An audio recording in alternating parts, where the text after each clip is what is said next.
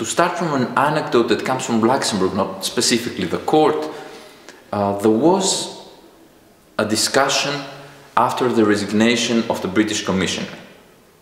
Is there a clear directive from London, from all UK officials, to resign?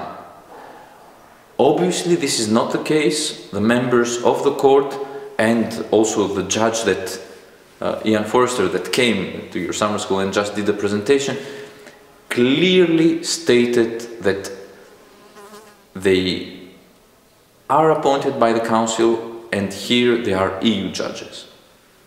From a personal perspective, I mean, I obviously think that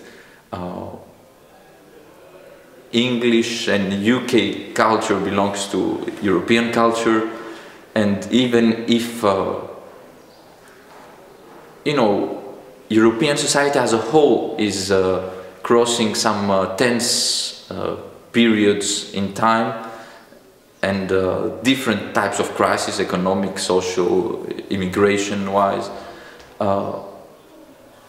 Still, I think that in the long term, we will find a way to make it work out, even if it's clear that